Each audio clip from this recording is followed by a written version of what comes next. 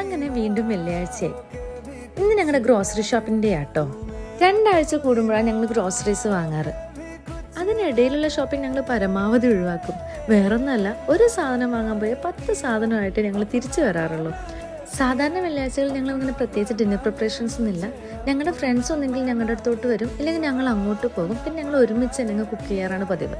അങ്ങനെ ഈ വീക്ക് ഞങ്ങൾ അങ്ങോട്ടാണ് പോകുന്നത്. പിന്നെ അവിടെ പോയാൽ എങ്ങനെയായാലും പാതിരാത്രി ആവാണ്ട് തിരിച്ചു വരില്ല. തിരിച്ചു വന്ന് വർക്കൗട്ട് ചെയ്യാൻ മാത്രമുള്ള ഡെഡിക്കേഷൻ ഒന്നും എനിക്കില്ലാത്തതുകൊണ്ട് പോകുന്നതിന് മുമ്പ് തന്നെ ആ പരിപാടിയൊക്കെ തീർത്തു. ഈ ആഴ്ചയിലെ മീൽ പ്ലാനിലെ ഞങ്ങളുടെ മെയിൻ ഐറ്റം ഫിഷ് ആട്ടോ. അപ്പോൾ അതിനനുസരിച്ചുള്ള കുറച്ച് മീനും വാങ്ങി ഞങ്ങൾ നേരെ ഞങ്ങളുടെ ഫ്രണ്ടിൻ്റെ വീട്ടിലോട്ട് പോയി. പിന്നെ അവിടെ നിന്നൊരു കട്ടൻ ചായയും കുടിച്ച് രാത്രിയിലെ ഡിന്നറും പരിപാടികളും ഒക്കെ കഴിഞ്ഞ് പാതിരാത്രി 2 മണിയാകുമ്പോഴത്തേക്ക് ഞങ്ങൾ വീടണഞ്ഞു. നാട് വിട്ട് ഇത്രയും ദൂരെ താമസിക്കുമ്പോൾ ഇതുപോലുള്ള ഫ്രണ്ട്സ് ഉള്ളതാണ് നമുക്ക് ഏറ്റവും കൂടുതൽ ആശ്വാസം അല്ലേ. അപ്പം എല്ലാവർക്കും ഹാപ്പി വീക്കെൻഡ്. Bye bye.